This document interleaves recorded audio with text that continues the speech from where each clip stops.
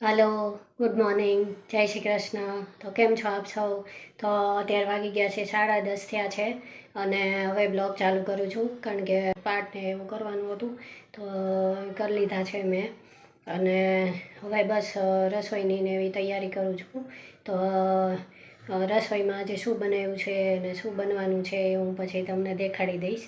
અને અમે ગયા હતા માર્કેટમાં, તો એ માર્કેટને થોડુંક તમને ક્લિપને એવું બધું બતાડું કે 21માં માર્કેટની મેં પહેલાં વાત કરી હતી ને કે અમે લોકો શાક માર્કેટ છે ત્યાં, પછી ત્યાં પૂજાબા માર્કેટ છે, તો એ હું તમને થોડુંક દેખાડી દઉં. અમે લોકો ત્યાં ગયા હતા ને તો સેટરડે સાંજે અમે ગયા હતા અહીંયા. તો અહીંયાથી જો અંદર એન્ટ્રી છે અને આ બાજુ એન્ટર થઈએ ને એટલે આ બાજુ એક બધું કપડાની ને એવી બધી દુકાનો છે. અને આ બાજુ અહીંયાથી જવાય અને પાછળથી જવાય, 2-3 રસ્તા છે અંદર માર્કેટમાં જવાના. તો અહીંયા એકલા જેન્ટ્સના કપડાં ને એવું બધું મળે છે આ બાજુ. પછી અહીંયાથી આમાં અંદર જઈએ ને ત્યાં આગળ શાક માર્કેટ છે.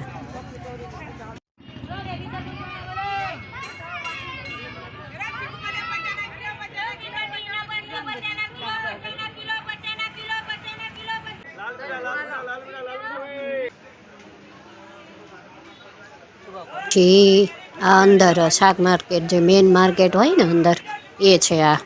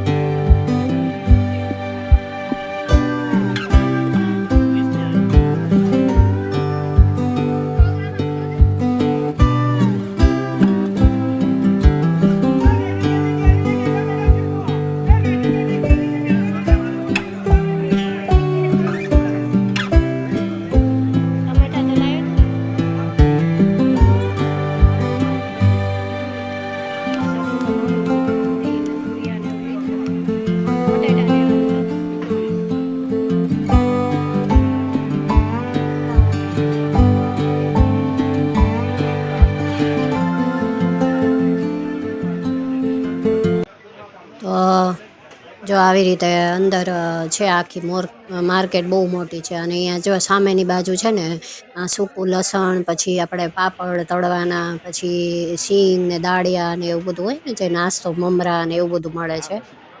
પછી આ બીજી બાજુ, સામેની બાજુ એકલો આપણું ભાજી ને એવું હોય ને, પાલક ને મેથી ને એવું બધું મળે છે. અને લીમડો લેવો હોય તો એ, પછી મસાલો જે આપણે કોથમીર ને એવું હોય ને, મરચાં, કોથમીર, આદુ એવું. પછી અહીંયા જો બધો પૂજાપાનો A to Z સામાન બધો જ મળે છે અહીંયા. પૂજાના વાસણ મળે, પછી ભગવાનના પાથરણા મળે, પછી એને વાટ ને દીવા ને એ જે હોય ને એ બધું મળે અહીંયા. અગરબત્તી ને કેટલી બધી વેરાયટી મળી જાય છે અહીંયા. એટલે લગભગ આપણે શાક માર્કેટમાં જઈએ ને એટલે બધું જ મળે. પછી જો અહીંયા છરી ને એવું મળે છે, તો છરી ને એવું લીધું હતું અહીંથી અમે.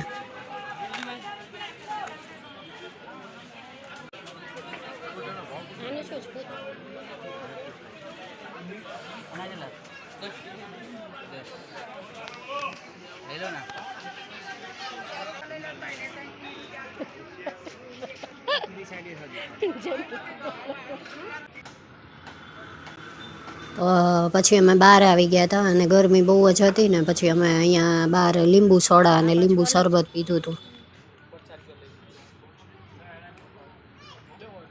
આ લીંબુ સોડા છે ને.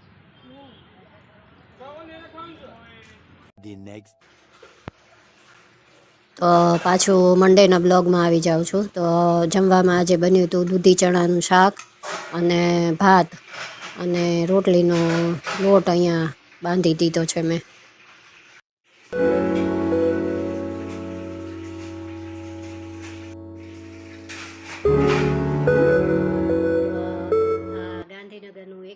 માર્કેટ છે એ બહુ મોટું માર્કેટ છે. તો એમાં આ પહેલાં મેં એક બ્લોગમાં પ્લાસ્ટિક માર્કેટ તમને બતાવ્યું હતું, તો એ બ્લોગ તમે ન જોયો હોય તો જોજો. તો એવું પ્લાસ્ટિક માર્કેટ છે. પછી આપણે અંદર જઈએ ને તો શાક માર્કેટ છે. પછી લેડીઝની લગતી બધી વસ્તુ આપણે જોતી હોય એ મળી જાય. પછી વાસણ ને એવું જોતું હોય તો મળી જાય. એટલે લગભગ એમ કહીએ ને કે A to Z બધું 21ની માર્કેટમાં મળી જાય. અને બહુ સરસ માર્કેટ છે. અને એવી રીતે અહીંયા બીજી 24 સેક્ટરની માર્કેટ છે ગાંધીનગરમાં. અને એક નાનકડી માર્કેટ છે મીના બજાર કરીને. તો એવી રીતે 2-3 માર્કેટ છે અહીંયા ગાંધીનગરમાં.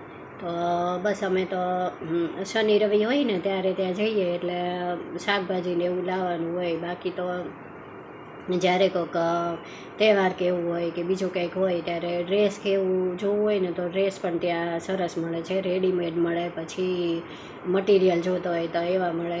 બધા પ્રકારના ડ્રેસ ત્યાં સરસ મળે. તો ડ્રેસ કે એવું લાવવું હોય ને તો ડ્રેસ પણ હું ત્યાંથી લાવું.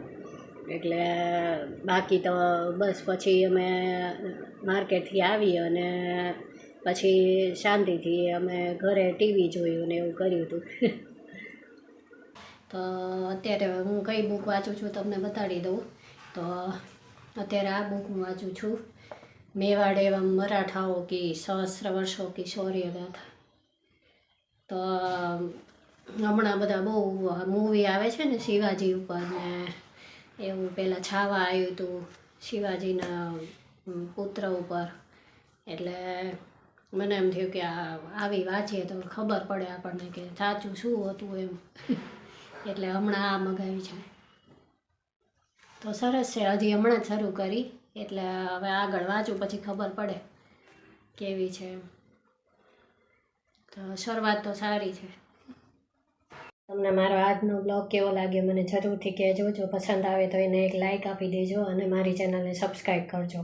અને તમને સૌને ખૂબ ખૂબ ધન્યવાદ કે જે લોકો મારો વિડીયો જોવે છે એને. Thank you. જય શ્રી કૃષ્ણ.